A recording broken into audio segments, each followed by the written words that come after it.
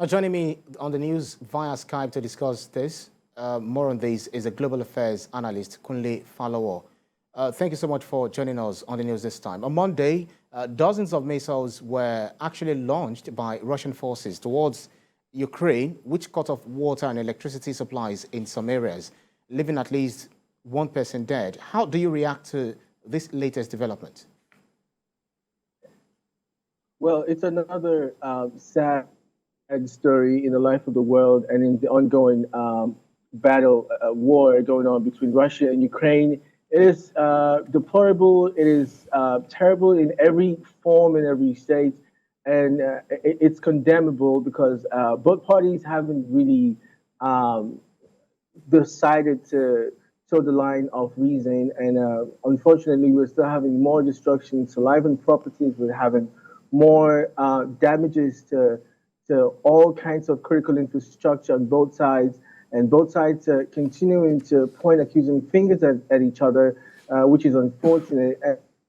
And until and when, again, we have a discussion and a diplomatic arrangement in such a way that this will be put to an end.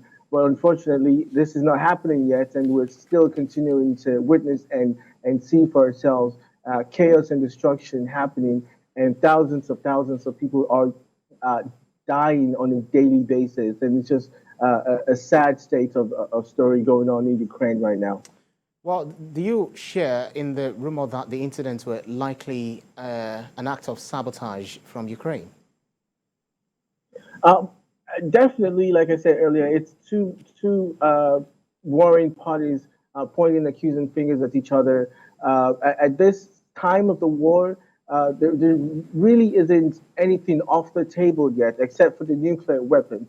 But aside from that, the long-range missiles are still trying to be used, and sometimes you will find Ukrainian military go on the offensive sometimes, and then there'll be a press statement saying that it wasn't done, and this again is just playing to the gallery sometimes, but for the most part, the war is killing a lot of people, and both sides are continuing to point accusing fingers at each other. But at the end of the day, both sides share some form of responsibility for the destructions and the wanton chaos going on over there. Well, then there have also been several rounds of similar waves of missile strikes, basically designed to cripple Ukraine's power infrastructure to plunge the country into darkness. Do you also think Russia is succeeding in breaking the will of the Ukrainian people? Oh, at this point, we're seeing that it's going far beyond just mere battle. It's going more to a psychological battle now, because we're seeing that the Ukrainians, well, the Russians, at some point the momentum was waning, and then Vladimir Putin wanted to kind of up the morale for his military personnel. You will recall that some few weeks ago it was televised where Mr. Putin gathered all the families, all the mothers of all the Ukrainian soldiers, Russian soldiers fighting in Ukraine, and had a discussion with them. And it's just a morale booster, and working on the working on the mindset of the gallant soldiers, he would call them. And then he went further to assure them that the military personnel are doing a great job, and they're happy and they're proud of what they're doing. And after all that is said and done, he proceeded to do some other things, such as crossing the bridge that was destroyed by the Ukrainians. It was the one that was linking Russia to Crimea, that was annexed in 2014. And all of this is just a psychological, more like a way to boost the morale of the Russians, to see that not only is it that they're getting all the support from Mr. Putin, he's also in there with them all the way. But is this going to be the solution to this endless war going on over there? It is not the solution. And again, it's just unfortunate that this is still happening in the 21st century. half of Ukraine's energy infrastructure is either damaged or destroyed, and it's already having knock-on effect on the health system and on people's health. What's your reading of the conditions the Ukrainians are finding themselves? Also looking at the weather situation. Yes. If you see me dressed right now, I have like three pair of clothes on me, and that's just to tell you we're going to the winter season, and all across Europe and America, it's cold and it's very cold. I can't even imagine what's going on in Ukraine right now because you will need heat to power your whatever appliances to need to calm your nerves and calm your body and everything. And not only that, you have to get electricity to cook, and most importantly to get warm. You're looking at the kids and the vulnerable people, the people that are sick.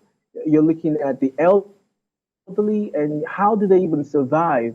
How would they cope? And this is so devastating, and this is a huge humanitarian crisis over there, and it's just unfortunate. But by and large, we're seeing that the heart and the soul of the Ukrainian soldiers are still going on in the battle. They're not giving up yet. The people are seeing that the winner, which has been weaponized by the Russian side, it's just they're used to this, and they're not going to use that as an excuse for them to surrender their country to Russia. They're still going on with the battle, and again, we have to give kudos to them because they're really. It's a test of what their will can withstand. Would they be able to actually withstand all of this? Not only the barrage of missiles has been thrown in from the Russians, Yeah. would they also be able to withstand the winter season? So this is a test of their will to continue to fight on the Ukrainian side. Absolutely, that's quite very disturbing. Looking at the condition the Ukrainians are actually finding themselves. Looking at what the WHO also documented saying that more than 700 attacks on health infrastructure since Russia's invasion began in late February. The Ukrainians are likely to face unique health challenges, as they say, including respiratory infections. How would you describe the emergency response for the Ukrainians? Is it enough? Well, the emergency response, it's a gradual process. We know for a fact that not too long ago, the American government has announced interesting um, another interesting funds stands for the upkeep of the war, I would say, and all of these funds are going into the Ukrainian pocket, and they're helping with the humanitarian crisis as well as getting weapons and missiles, short-range missiles for them to help secure and safeguard their country. Having said that, again, commendation needs to go to all of the Western democracies that's been helping Ukraine fight this war and sustain this war, because without them, Ukraine would have been history right now, going by what Vladimir Putin had, planned for them. So the funds and humanitarian crisis is something that it's well documented. Everybody is seeing the level of destruction going on, and they're up to the task. Funds are coming in, and we're hoping that all of the funds are manageably and justifiably used to make sure that it provides all the necessary things that all the people of Ukraine will be needing desperately at this moment. Well, global affairs analyst Kunle Falowo, thank you so much for your insight on this topic. Thank you. My pleasure. Thank you.